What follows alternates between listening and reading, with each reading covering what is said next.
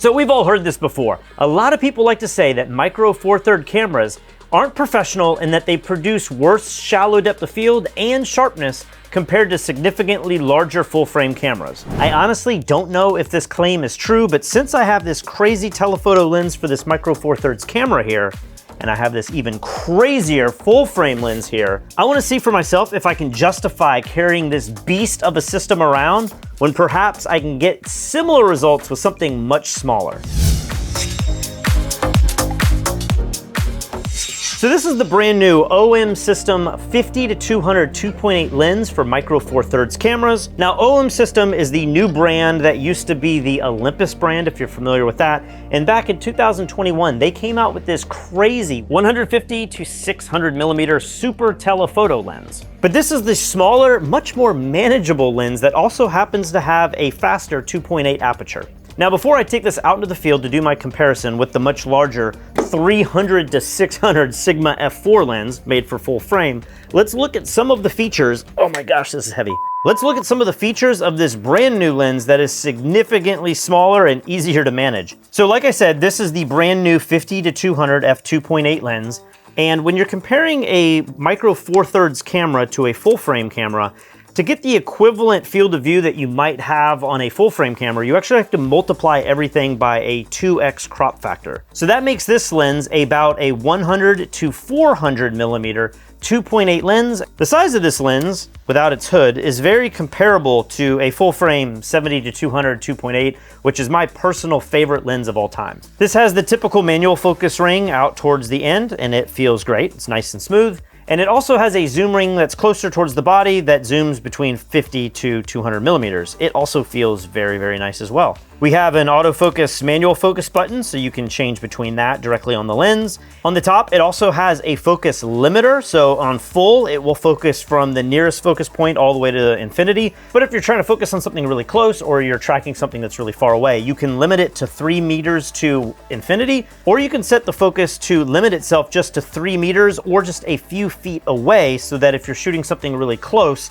you're not wasting time having the tracking go all the way past your focus and then back. It's going to just limit it to that small little range. This lens also has image stabilization built directly in it, which is absolutely crucial when shooting at these focal lengths.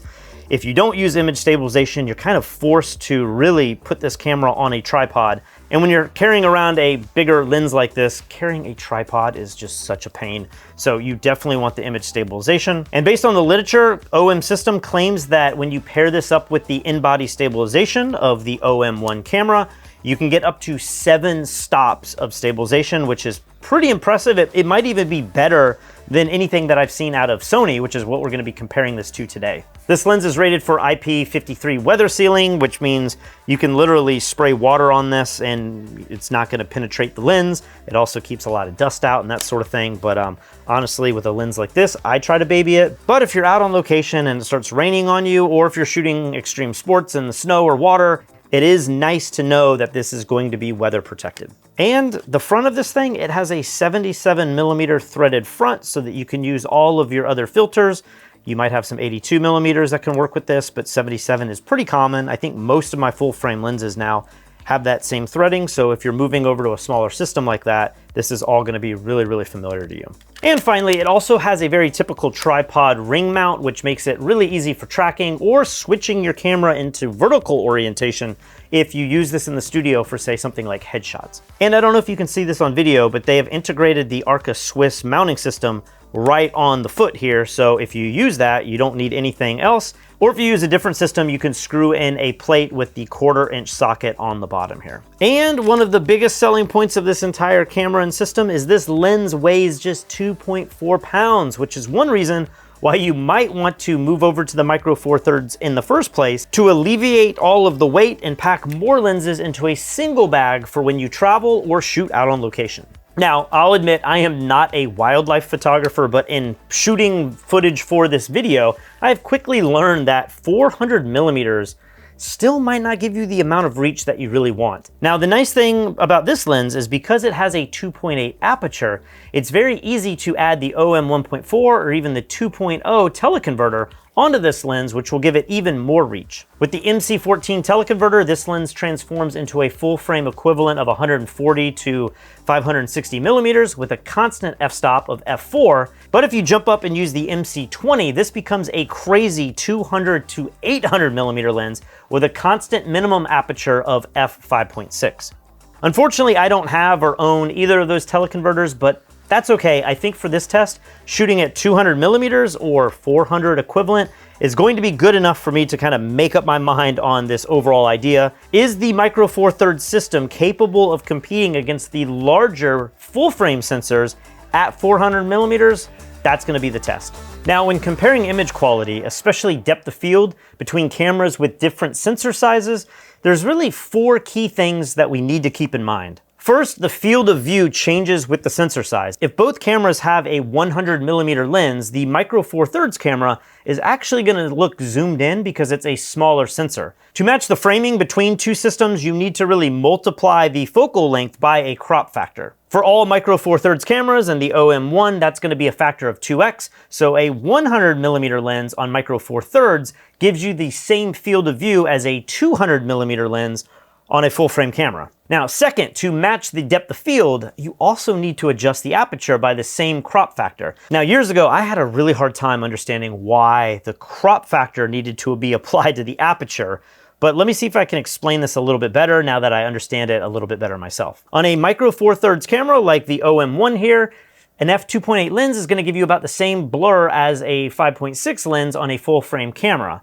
And that's because with a smaller sensor, you're naturally going to be using a shorter focal length to get the same framing, and a shorter focal length, as we all know, naturally has more depth of field. It has nothing really to do with the aperture and the brightness, and that's what used to kind of hang me up, but rather it's because the sensor size is smaller, you're going to use a lens that's less telephoto, and that is going to naturally cause more depth of field, even though the aperture might be larger and letting more light in. So when it comes time to really compare all of the settings and see which one theoretically should have a shallower depth of field, we are going to have to factor in that crop factor with the aperture as well. I hope I explained that well. If not, correct me in the comments below. Third, the ISO performance on these is definitely going to differ. Larger sensors usually have bigger pixels that handle noise better, which gives full frame cameras, I don't know, roughly a 2-stop noise advantage. It's definitely more complicated than that, and you can start diving into pixel pitch and pixel sensitivity and how many megapixels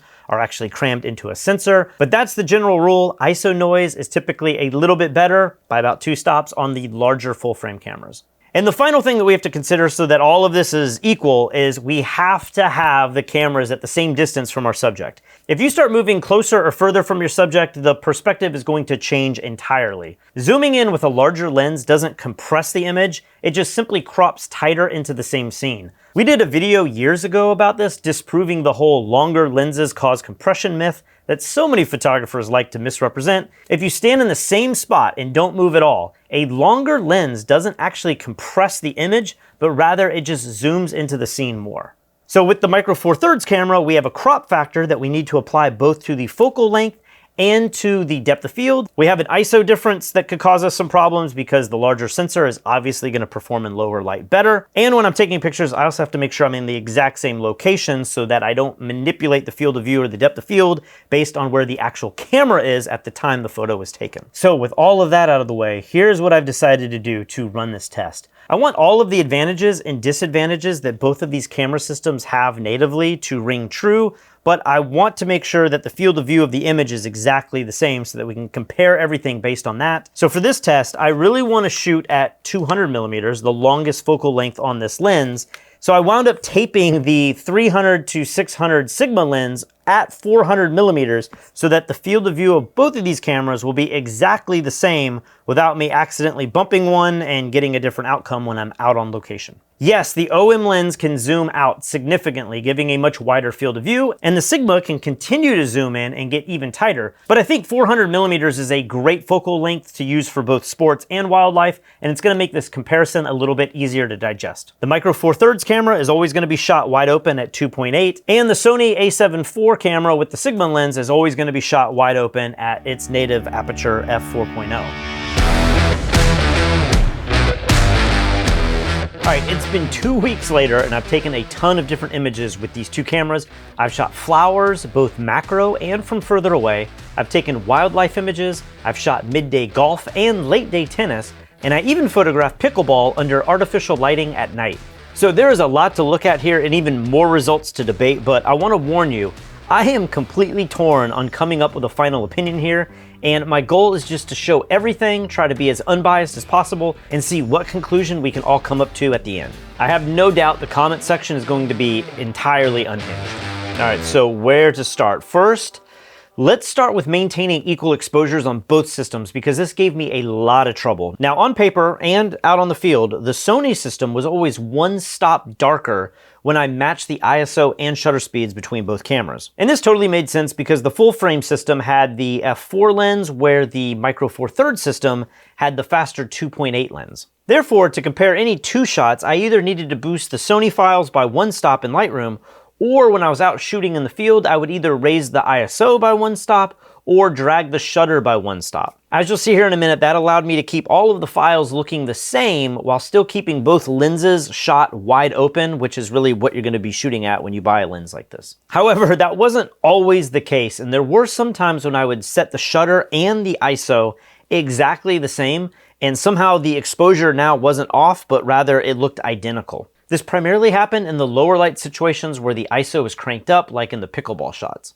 Now, why was this happening? Well, both the Sony a7 IV and the OM Mark II cameras, they both are using this dual native ISO sensor technology, although OM calls it a stacked backside illuminated quad pixel sensor. I honestly don't exactly know how these two systems compare, but basically these dual layered sensors are using different gain algorithms once the ISO passes a certain threshold. So unlike older cameras where boosting the ISO levels would simply degrade the image in a really predictable way, these newer cameras might even produce cleaner shadows and better dynamic range when they flip over to that secondary gain stage. I'm gonna try to point this out when it happens, but both cameras and their sensor systems don't work one-to-one, which makes getting comparable exposures in every shooting situation extremely frustrating. All right, with that elephant in the room identified up front, let's first see how the bokeh or depth of field looks in these two systems, because this is probably where we're gonna see the biggest difference, and it's probably why there is such an argument among the image quality between these two camera systems. All right, so here's the first image I want to look at. You can see here that the blurriness of the palm leaves that are closer to the camera, you can see how much more out of focus they are on the full frame camera versus the Micro Four Thirds. Here's another image. If I toggle back and forth between these, you could probably guess which one has the blurrier background. If you guessed this one, you would be right. This is shot on the Sony system. If we look here at, this transition of greens and the white up here, it's definitely more out of focus and a little bit more abstract on the full frame camera than if we go here to the OM-1. Here's another shot that I tried to line up as close as I can. If you see up here, we're shooting at 200 millimeters versus 399 millimeters. And you can see the background, these highlights back here are definitely more out of focus on the full frame sensor. So most of the time, if there was a subject matter that was significantly further or closer to the lens, that would be more out of focus on the full frame sensor. But if we look at this image here, you can see here that some of the foliage in the back and right up front, they're not, 10 or 20 feet away. They're actually just a few feet away. If I go between these two images, it's actually very difficult to see which one has the shallower depth of field. If you look closely, you could definitely pick this image out here, which would be the full frame sensor. But at 400 millimeters, 2.8 versus f4, it's not nearly as pronounced. So I don't want to make it sound like every single time the full frame sensor outperformed the Micro Four Thirds, because depending on how you line up your shot and just how far those other elements are from your focal plane, it may not be as noticeable as you would think. So wrapping up this little section, I will say that even having a slower f4 lens on a full frame camera will produce a little bit more of a blurry background and more bokeh if that's something that's really important to you. Next, let's look at an area where the full frame camera and the Sigma lens suffered compared to the OM, and that is going to come down to super close focusing. Now, I didn't look at the specifics of this before I took these lenses out into the field, but I have them pulled up right here. And the Sigma lens, it has a minimum focusing distance of 9 feet at 300 millimeters, but on the further side at 600 millimeters, you have to step all the way back to 15 feet to get this thing to focus, What I didn't know, the OM-50-200 lens, it has a minimum focusing distance of just 30 inches throughout the entire zoom range. And this is pretty wild to experience this when shooting these two cameras side by side, because there were many situations where I could easily capture a near macro level magnification with the crop sensor, only then to find out that I'd have to step back 8 feet before the Sigma lens would even focus on my subject. Of an equivalent focal length of 400 millimeters on the Micro Four Thirds shot, look how close I can get into this flower. I had to really back up just to get the 400 millimeter Sigma lens to even capture this photo. And as you can see, I am right on the brink where it's focusing on the furthest part of this flower. I can't even get the front of it in focus without stepping further back. Like many of the results you're gonna see in this video, this isn't necessarily a result of the different sensor sizes, but rather just how great this OM-50-200 millimeter lens is. Now let's transition into some wildlife images, and I'll admit, I am not a wildlife photographer by any means, but I do know a bunch of great wildlife photographers, and one thing they always obsess about is blurring the background, so the birds and the animals and everything really pop off the frame. And in these pictures here, you can see the full frame camera really does blur the background out a little bit more than the Micro Four Thirds camera. I don't really know how to judge this based on stops of light, but to me, it looks like the difference between 2.8 versus f4, or maybe like f4 to 5.6. It's not a huge difference, but it is enough that you are gonna notice, especially if you're shooting birds and wildlife in flight, and this is super important to you to blur every distracting element in the background. You are gonna notice a big difference here like we saw earlier. Now this does come with kind of an unintended consequence, I guess, is that with more of a blurry background, it also means your depth of field is going to be that much more razor thin.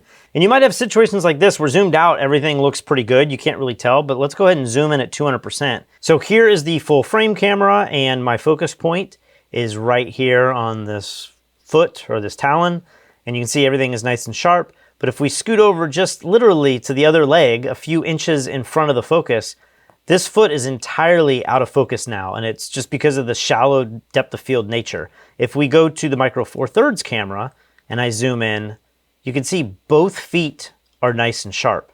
So yes, the background is going to be softer on the full frame camera, but the disadvantage is, you know, if you have a bird or an animal that's not perfectly lined up in that plane that's parallel to your sensor, you are going to get a lot of elements out of focus. You know, if the bird or animal's face is pointing to the camera, you might get the eyes in focus, but then the beak might be really, really out of focus. But you wildlife photographers, let me know in the comments what's more important to you. Having the creamiest background, even if that means part of your subject is out of focus as well because the shallow depth of field is really narrow, or if you would kind of treat it more like a landscape photography where you want as much detail into your subject as possible, so you would stop down, and you might sacrifice some of that creamy, blurry background. I don't know. I don't know what the right answer is for that. I do not shoot this genre, but it's definitely a big difference between these two camera systems. Here's a few running images of my dog Gibson in the late afternoon. This is extremely low light. There's hardly any light in the scene. I definitely misfocus a little bit on the OM camera. At this point, I don't think I had really dialed it in yet, but this gives you a good idea on how blurry the background is between these two scenes. In my opinion, again, the differences in the blurriness really aren't that great in any of these shots to make me absolutely lust over one system over the other. And I think they're both very, very good here. But if you're obsessed with super shallow depth of field, the full frame camera definitely wins in terms of creating a creamier background. Now let's transition over to sports, another field of photography I'm not super well versed in, but I know how important these types of lenses are for the sports photographer. With a lot of sports images that you're gonna see here in a minute, it's near impossible for me to take the same shot with both cameras. But luckily with golf, it's a little bit slower, so when somebody's teeing off, I can easily pick up one camera and get a quick shot, and then pick up the other camera and get the same exact framing so that we can compare them side by side. Now, if I was able to position myself closer to the subject matter, I would expect a similar bokeh discrepancy like we just saw. But with golf, a lot of times, I was so far away that my lenses were both focusing closer to infinity. And in those examples where my subject is just further away and I'm using these lenses to literally just zoom into the frame, the bokeh between these two cameras was very minimal, in my opinion, compared to when my subject matter was closer and I wasn't on the further edge of the focus spectrum. So let's look at some of these. You can really see how similar these golfing photos are when my subject is 50 to 100 yards away. I'm actually pretty shocked at how similar these images look, and I can't imagine that a publisher or a normal non-photographer viewer would really have much of a preference over any of these images over the others. Even when shooting tennis, these shots look 90% the same to me. Maybe if I used an even faster lens like the 135 f2.0 or something like that, maybe the results would be a little bit more noticeable. But to me, you really have to be pixel peeping and obsessing over image quality to care much of a difference between these images here. Now keep in mind, even though the depth of field on the full frame sensor might be a little shallower, the 2.8 lens on the Micro Four Thirds camera is giving you 1 stop more light, and 1 stop more light means you also can increase your shutter speed by 1 extra stop. So there are times where maybe I was shooting at 1/500th or 1/1000th of a second on the full frame camera, but I was able to go up a full stop to 1/1000th or even 1/2000th of a second on the Micro Four Thirds camera, and that extra shutter speed not only helps stabilize any movement that I might be putting into these long lenses, but it's also able to freeze motion, especially say the ball or something that's moving really quick in your frame. Now before we start looking at the low light shots with the pickleball players, I want you to first look at these 2 shots that I took of my son on the golf course. These are shot in really low natural light at ISO 2000, around 1/640th of a second, which is getting into questionable territory with a 400mm lens. Both of these lenses have the image stabilization and I'm able to easily hand hold that, but if I start getting into much slower shutter speeds than that, I really have to depend on the image stabilization to give me a nice steady shot that has no blur in it. I wound up pushing both of these exposures to about 1 1/3 stops extra just to give a little bit more light to the scene because it was so dark. And you can see the Sony image is way, way sharper. I mean, look at all of this detail, but look at the noise on this image. There is a chance that this would not show up too bad if I did print it. Printing actually shows a lot less noise than you would think. I've done many of those tests myself. But digitally zoomed in this much on a monitor, it's looking pretty bad. Now let's look at the OM-1 file. The detail is clearly not nearly as good, and of course the total resolution on this camera is about 40% less. You're looking at 20 megapixels versus 32 megapixels, I believe. But look how clean the noise is at ISO 2000. It's pretty remarkable how clean this image is on such a small sensor, especially when the noise on the Sony camera looks so bad in my opinion. So I don't totally know what's going on there, but again, it's one of those things where different moments throughout this test, things that you would think generally would be true kind of get flipped on their head and the outcome is totally different. So I don't really know how to explain all of this and why this happened in this specific shooting situation, but these are real world shots and these are real world results. So stuff like this does seem to happen. Okay, so now let's move on to shooting sports with artificial light at night. And having done this test, I have to say this must be the most difficult shooting experience for any camera. You need fast shutter speeds to freeze your motion. You need insanely high ISO because the light is such poor quality. You need long lenses so that you can reach the action to begin with, and you're gonna need really fast apertures. That's a recipe for an extremely difficult shooting situation, and I'd make the argument that even more than bird photography, this is where you're really paying the big bucks for a fancy lens like this. Outdoor low light sports photography. Now, since the pickleball courts had these privacy nets up against the fence and it didn't allow me to be further away and shooting through the fence, I wound up having to shoot at 300mm instead of the 400mm that I've been using exclusively through this entire shoot. I found that 400mm inside the courts was just simply too long to track and get usable results consistently. Now, this is a great example where the camera settings didn't line up. Both cameras were set to 1/1000th of a second, and the OM-1 was set to f2.8 and the Sony was stuck at f4.0. However, when I matched exposures on the back of the screen and using the histogram, the OM-1 was at ISO 12,800, but instead of the Sony being a full stop up, it only needed to be at ISO 16,000. This is about 1/3 of a stop higher instead of a full stop, so this is kind of where it got a little bit weird, where at higher ISO levels, you would expect it to all be consistent, but it really wasn't. Now, these are extremely high ISO settings for me, but I didn't want to compromise shutter speed.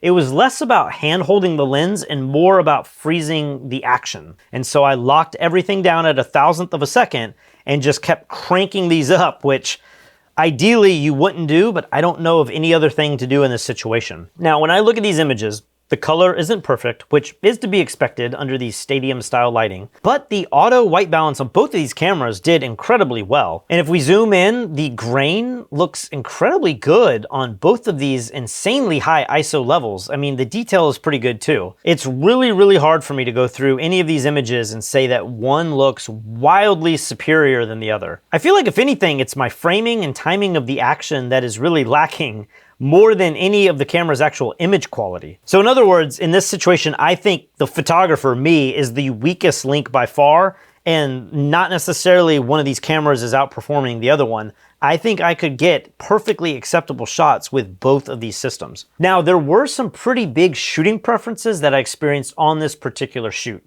that I didn't experience in anything else prior. I stayed and photographed these guys playing pickleball for a full 2 hours, and about halfway through, I simply did not want to lift up this Sony camera with a Sigma lens anymore whatsoever. It was such a beast, and without a monopod, it just completely sucked all of the enjoyment out that I had taking photos with this camera. I kind of experienced this throughout this entire 2 weeks of shooting for this review video, but all of the other sessions that I did, nothing really lasted more than 30 minutes, and so I don't think the fatigue ever really had an impact on me the same way that it did during this pickleball match. I haven't talked about this yet, but the Sony and Sigma setup, this thing weighs 10.2 pounds, where the OM-1 and the 50 to 200 millimeter lens, this thing weighs just 3.7 pounds. That's almost a 3x difference in weight alone. So just under 4 pounds and just over 10 pounds. It's a pretty big difference. While we're talking about some of these preferences,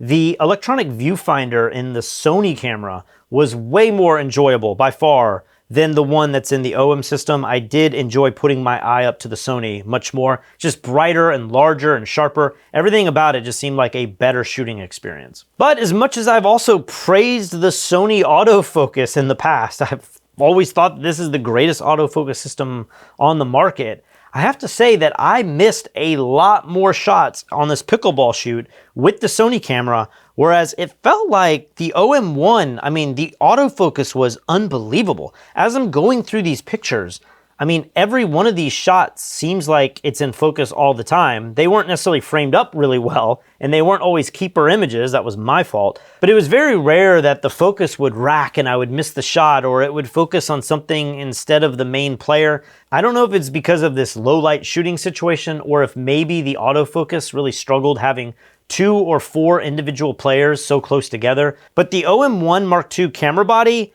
this thing nailed focus in a way that I don't think I was really prepared for. In many cases, I thought, oh, these images aren't in focus, only to get back to the computer and then realize that the entire sequence, the focus was nailed perfectly every single time. Also, the OM-1 camera, this thing takes a staggering 50 to 120 frames per second, which I accidentally enabled halfway through this match. I didn't realize that that's what I was doing. And so on one hand, this allowed me to pick the absolute best moment with the ball is exactly where I wanted. It was kind of actually difficult to figure out which image I preferred. But on the other hand, I easily blasted through 4,500 images on this camera alone because it was shooting so many images just back to back to back to back. But they were all in focus, which is pretty incredible.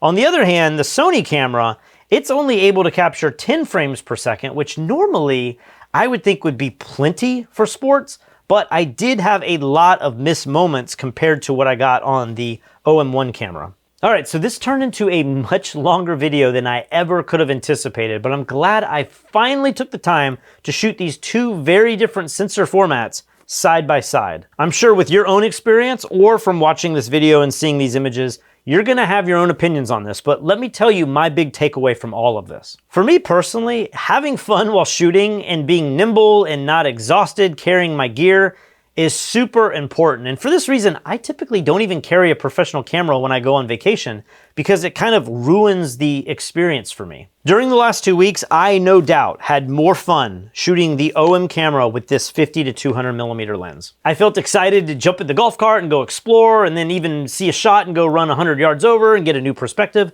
Compared to the full frame camera system, I found myself constantly wanting to baby this thing to make sure like I didn't scratch it, and like it's super expensive, so like I wanted to have it in its case. Or if I saw another location that I thought there could be a cool shot, I was like, do I really want to carry this thing all the way over there? And then when I did get some really cool shots and had just a little bit of a break, maybe I even put the lens down, I then had to really coerce myself to say, there's another shot, let's pick this thing back up. Whereas having a lens that feels like a normal 70 to 200 lens, I could just casually hold this right here all day long. I guess having shot 15 years of weddings, having a camera that feels exactly like this in my arms for 8 hours a day is just something I'm totally used to, and it just feels comfortable. It's not cumbersome and tiring at all to me. Compared to this camera, I mean, I feel like if I just had to hold this here for 5 minutes while talking to you, I would already start to really feel it in my arms. My arms got so tired holding this, and especially tracking birds and wildlife, it was just so much more difficult. I do like the Sony camera system. This is my personal A7 IV, and I use it all the time. It's a workhorse for me, but I don't think I would enjoy this setup if I had to shoot sports and wildlife with a lens this big, especially knowing that I could potentially do it with a camera like this. That being said, there is no doubt that the full frame camera system produced better image quality compared to the Micro Four Thirds system here. Was it night and day better? I don't think so. Was it noticeable? Yeah, if you look at them side by side, you could definitely see a difference. Would anybody who is not a photographer be able to tell the difference or even care? I don't think so. If you're the type of photographer who's only viewing these images on your computer screen, or maybe you're having them print in magazines and they're printed at 8x10 size, I still don't think the image quality is great enough for it to really even make a difference there. If you're a professional photographer who makes tons of money shooting sports and wildlife, then by all means, this is kind of a no-brainer. You're going to want to buy the full frame camera and get the best of the best. Over the last week though, I have been thinking a lot about the hobbyist photographer. On one hand, if you obsess about detail and having the best of the best, and you're never truly satisfied owning something that's slightly below the newest flagship offering, I don't think that the OM-1 system will ever curb your lust for owning the absolute best. I just don't think it's gonna do that. And you know, that's fine. I'm like that with guitars. I make less than $2,000 a year playing music, but I still really, really enjoy super high-end guitars and super expensive amps. I get it, I feel the difference, I hear the difference.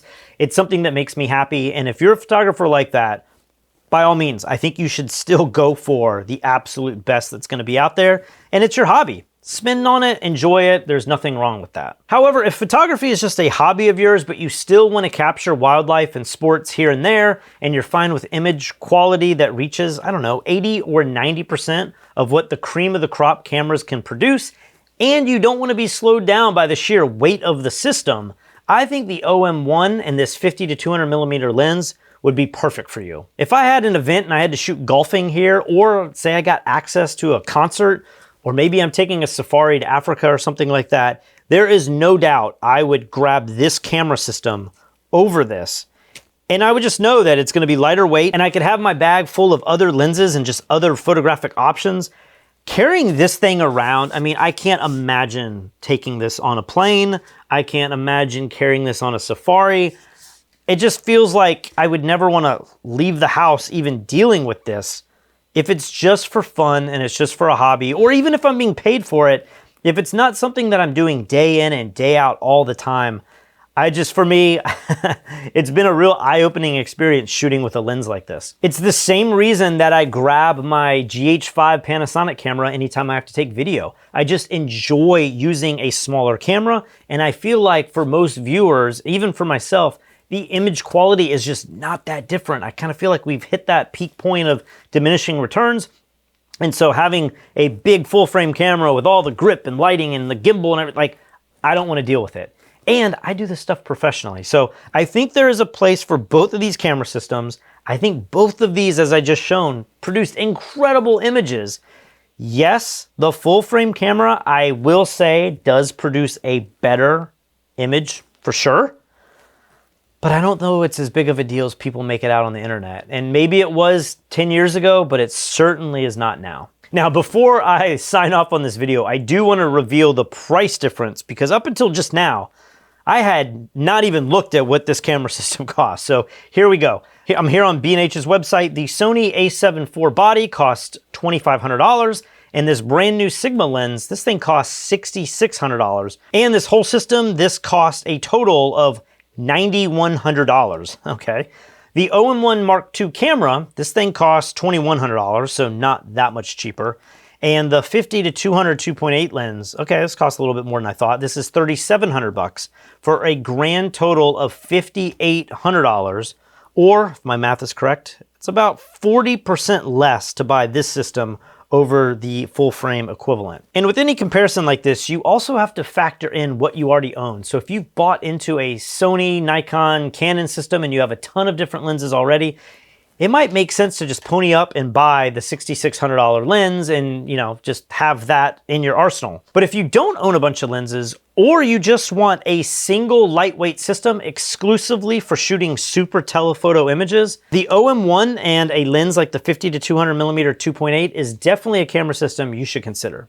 Oh boy, we made it through that one, guys. If you enjoy content like this, make sure you subscribe to our YouTube channel below. Or if videos like this are too long for you and you prefer reading the written article format, head over to fstoppers.com. Once you're over there, you can go to fstoppers.com/contest, and every single month we run a photography contest where we set a specific genre of photography. Our community submits pictures to that contest, and then at the end of the month, Lee and I critique your images and give away some really cool prizes. You can check out all the prizes that we give away simply by going to fstoppers.com/contest. And finally, if you're looking to take your photography to the next level, head over to fstoppers.com/store where you can check out our full-length tutorials. And what makes our store so unique is you're not necessarily learning photography from Lee and I, but rather we have teamed up with some of our favorite photographers to go behind the scenes and show you exactly how they make their incredible images, as well as how they're making a living shooting pictures in that specific genre. There's literally something for everybody, and if you're not sure where to start, you can also check out the Well-Rounded Photographer, which gives a sample of all of the instructors we've worked with all in one tutorial,